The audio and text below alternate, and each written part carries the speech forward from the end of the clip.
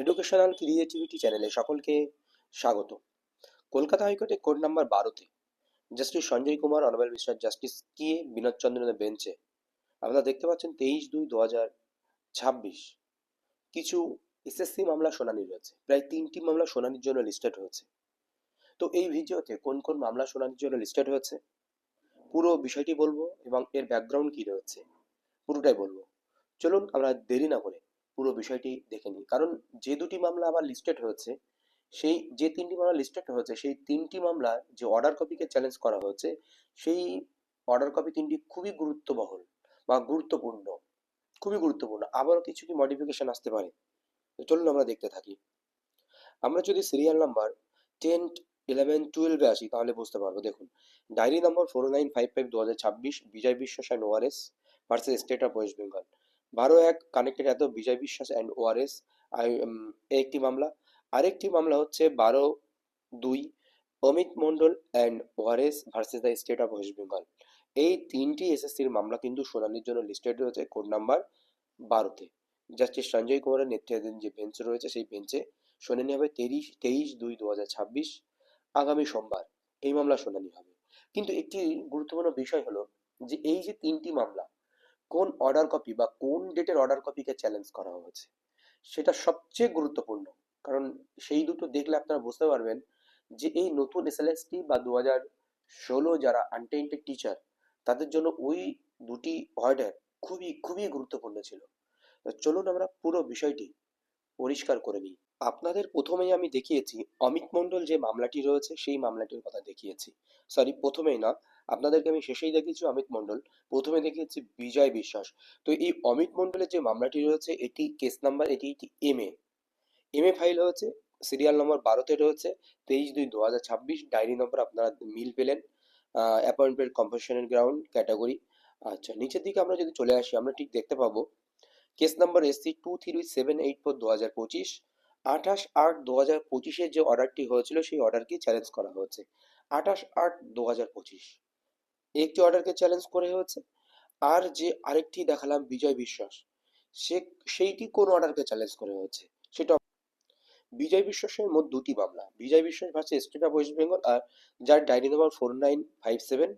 আরেকটি সিমিলার ম্যাটারে আরেকটি মামলা রয়েছে, তার ডায়েরি নম্বর 4955। দুটি সিমিলার প্যাটার্নের মামলা। এই দুটি মামলা কোন অর্ডার কপিকে চ্যালেঞ্জ করা হচ্ছে সেটা আমরা একটু দেখে নেব। 23/2/2026 সিরিয়াল নম্বর 12, জাস্টিস সঞ্জয় কর অনারেবল জাস্টিস বিনোদ চন্দ্রনের বেঞ্চে রয়েছে।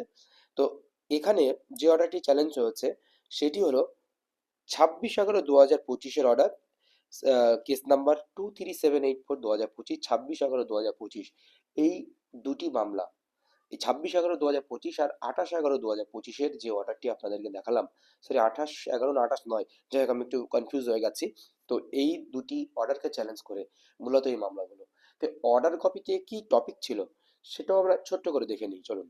সুপ্রিম কোর্ট থেকে 26/11/2025 অর্ডারটি চ্যালেঞ্জ হয়েছে দুটি এমএতে, বিজয় বিশ্বাস আর বিজয় বিশ্বাস যে দুটি 12 আর 12/1, এই দুটিতে 26/11/2025-এর অর্ডার কপিকে চ্যালেঞ্জ করা হয়েছে। তো 26/11/2025-এর যে গুরুত্বপূর্ণ অর্ডার কপি ছিল, যে অর্ডার কপি কলকাতা হাইকোর্টের জাস্টিস সৌগত ভট্টাচার্যের বেঞ্চ থেকে 7/11, 11, 12, 19, 11 পাস্ট হয়েছিল, সেগুলোকে প্রভাবিত করেছিল। সেখানে কি কি ছিল? Appointed High Court being the court of first instance undertakes the exercise instead of this court. সমস্ত মামলা যেহেতু হাইকোর্টে প্রথম যায়, সেখানে হাইকোর্টের প্রথম শুনানি হয়, সেই ইনস্ট্যান্সের উপরে ভিত্তি করে বিচারপতিরা সেই দিকে এগিয়ে গিয়েছিলেন, তাদের পারপোজ বা ডাইরেকশন সেটা মান্যতা দিয়েছিলেন। It would be open to petitioner to approach the high court for redressal of the lawful grievance in with law. পিটিশনারকে বলা হয়েছিল হাইকোর্টে যেতে তাদের গ্রিভেন্সের জন্য। The high court shall however ensure that none of the tainted candidates are permitted to slip through in the fresh selection be it on any pretext. কোনো ছলনার আর ফলশ্রুতিতে কোনো ক্যান্ডিডেট যেন কোনো টেন্টেড ক্যান্ডিডেট যেন এই নতুন রিক্রুটমেন্টের সুযোগ না পায়।